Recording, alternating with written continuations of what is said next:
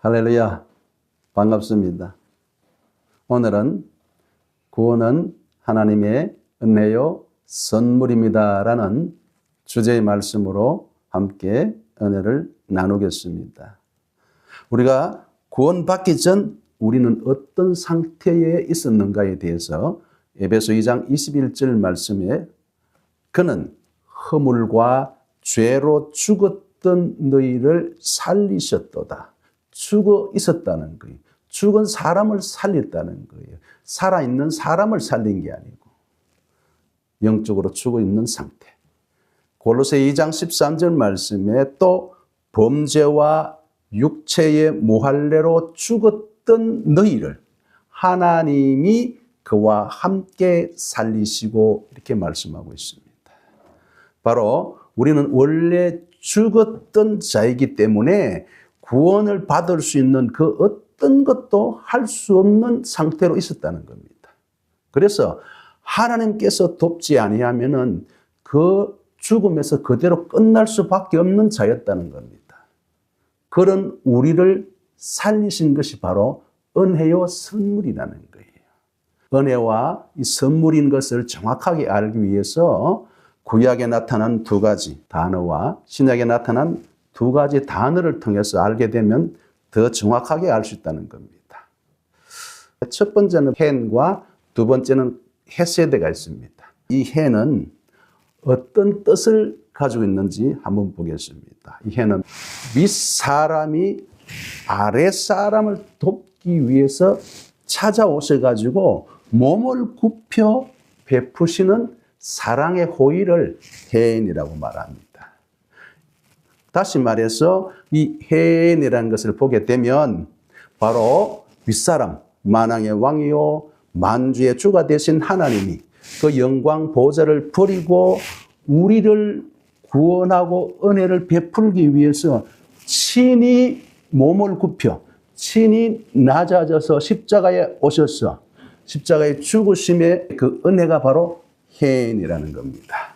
빌립보 2장 6절에서 8절 말씀을 보게 되면 잘 표현되어 있습니다. 6절에 그는 근본 하나님의 본체시나 하나님과 동등됨을 취할 것으로 여기지 아니하시고 오히려 자기를 비워 종의 형체를 가지사 사람들과 같이 되셨고 사람의 모양으로 나타나사 자기를 낮추시고 죽기까지 복종하셨으니 곧 십자가에 죽으십니다. 헨의 모습을 잘 나타내고 있는 성경 구절입니다. 두 번째는 바로 헤세드입니다. 헤세드는 어떤 뜻을 가지고 있는가 하면 실수하고 배신해서 하나님을 떠난 사람을 기분과 감정에 따라 벌하는 것이 아니라 끝까지 책임지는 변함없는 사랑의 은혜를 헤세드라고 말합니다. 이스라엘 백성들이 예루살렘에 멸망당하는 그 현장에 바로 에레미야가 그 상황을 보면서 이제는 끝났다고 생각하는 그 절망하는 순간에 거기에서 바로 하나님의 은혜, 헤세드를 발견했다는 거예요. 에레미야 예가 3장 22절 말씀에 여호와의 인자가 바로 헤세드입니다. 이스라엘 백성들이 그렇게 죄악을 범하는 그 가운데서도 변함없는 그 사랑과 긍휼이 무궁하심으로 우리가 진멸되지 아니함이라 하나님께서 징계하심은 있어도 진멸하지 않았다는 것을 헤세드의 은혜로 말미암았다는 거예요. 하나님을 배신하고 떠났던 우리를 구원하시려고 십자가에 내려오셔서 죽으신 그 은혜가 바로 헨과 헤세드라는 거예요. 바로 구약에 나타난 헨의 은혜와 헤세드의 은혜가 예수 그리스도를 통해서 신약에서는 어떤 모습으로 은혜를 말씀하고 있는지 보도록 하겠습니다. 신약의 첫 번째는 바로 카리스입니다. 카리스는 우리가 제일 많이 쓰고 잘 아는 거죠. 카리스의 뜻은 바로 받을 자격이 없는 자에게 그저 베풀어 주시는 하나님의 사랑과 호의를 카리스의 은혜라고 말하는 거예요. 무엇을 했기 때문에 베풀어 주신 사랑이 아니라 아무것도 하지 않았는데 불구하고 값 없이 주어지는 것을 바로 카리스의 은혜라는 거예요. 그 로마서 11장 6절 말씀에 만일 은혜로 된 것이면 카리스로 된 것이면 행위로 말미암지 않음이니 그렇지 않으면 은혜가 은혜되지 못하느니라. 만약에 행위로 됐다면 은혜가 아니라는 거예요. 값을 받아버렸기 때문에 은혜가 아니라는 말씀이에요. 이 말씀을 통해서 볼 때에 가장 큰 은혜 입은 자가 저는 바울이라고 생각합니다. 왜요? 카리스는 받을 자격이 없는 자에게 베푼 은혜가 카리스잖아요. 바로 이 바울은 받을 자격이란 눈꼽만큼도 없다는 거예요. 반대로 죽을 자격이 1순위라는 거예요. 왜 그렇습니까? 그는 예수 믿는 사람들을 잡아 가두는데 제일 앞장선 사람이었어요. 그러니까 기독교 입장에서 보면 제일 먼저 그를 잡아 죽여야 되는 거예요. 바울이 훗날 이 시절을 회상하면서 자신이 얼마나 악독했는지 고백한 말씀이 있어요. 사도행전 22장 4절 말씀에 내가 이 도를 박해하여, 도는 뭡니까?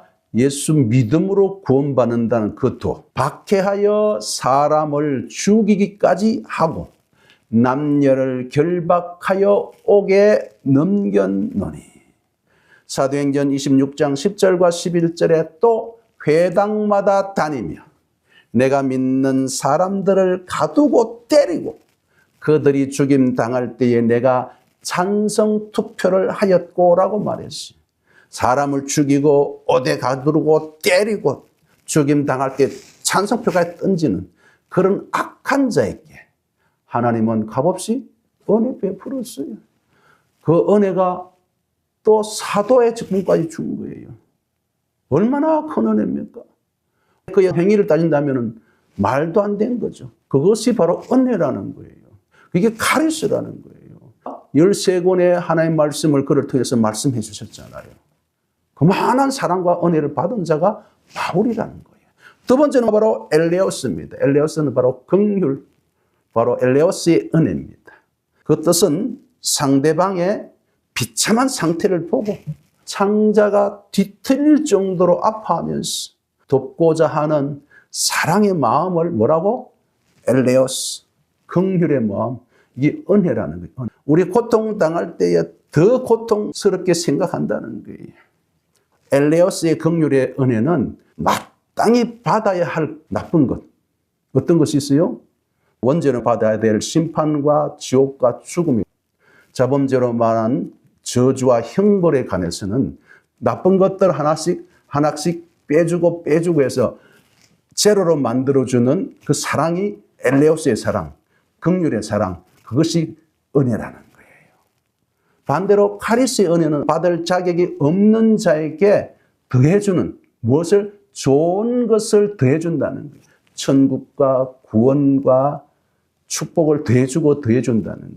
이 사랑이 바로 카리스의 은혜라는 거예요.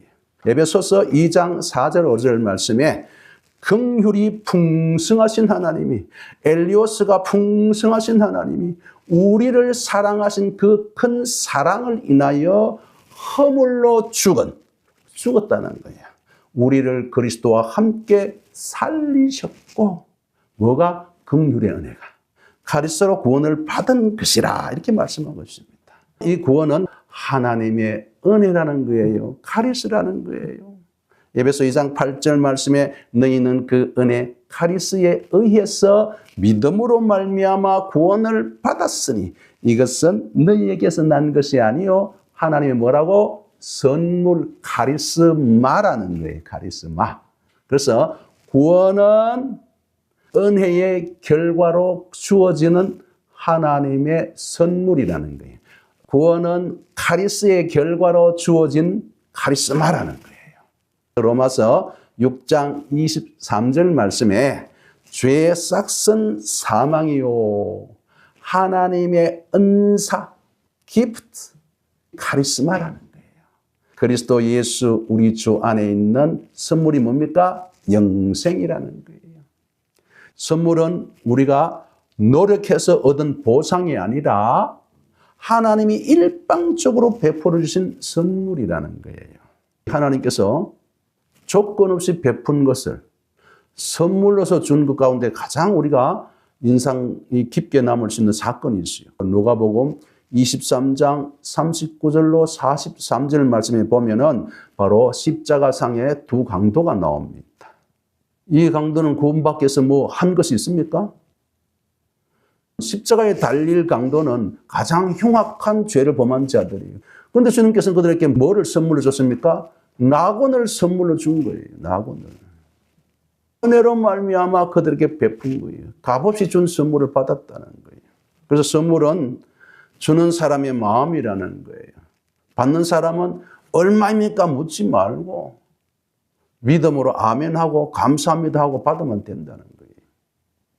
만약에 여러분 여기서 구원의 선물을 받는데 뭔가를 지불하려고 하는 행위로 갚으려고 하는 순간 그것은 더 이상 선물이 아니라 뭐라고? 보상이 된다는 거예요. 그래서 선물은 우리에게 어떻게 주어졌다? 값없이 주어졌다는 거예요. 구원은 값없이 주어졌다는 거예요. 로마서 3장 24절 말씀에 그리스도 예수 안에 있는 속량으로 말미암아 하나님의 은혜로 값없이 의롭다 하심을 얻은 자 되었느니라. 값없이 어렵게 됐다는 게 내가 착한 일을 해서 기도를 많이 해서 봉사를 많이 해서 아니고 하나님의 사랑이 하나님의 은혜가 값없이 선물로 주어졌다는 사실입니다.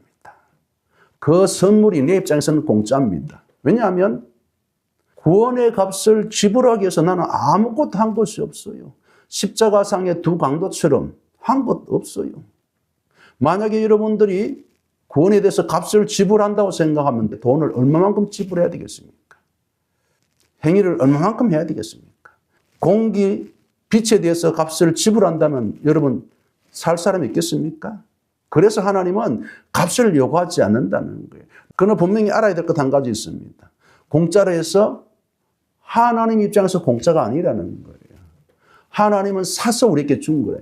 하나님은 우리에게 공짜로 선물하기 위해서 구원을 샀어요. 어떻게?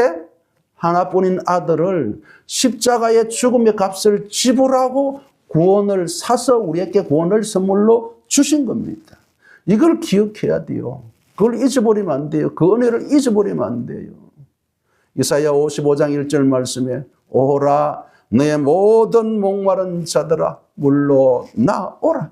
돈 없는 자도 오라.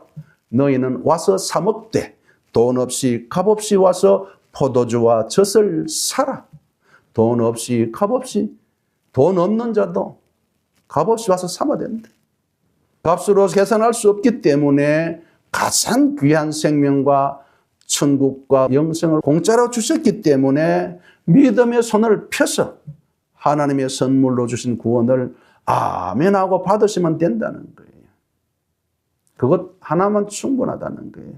믿음 하나만 충분하다는 거예요.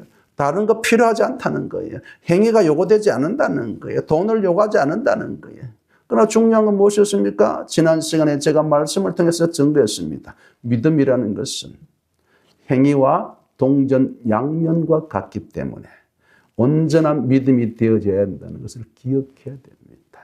그래서 그 은혜를 잊지 말고 늘 감사하면서 은혜에 보답하는 아름다운 삶으로 하나님께 영광 돌리는 저와 여러분 되시기를 축복합니다. 감사합니다. 다음 시간은 여러분들이 가장 받아들이기가 쉽지 않는 한 번 구원은 영원한 구원인가라는 제목으로 함께 또 말씀을 통해서 은혜 나누겠습니다. 감사합니다. 평안하세요.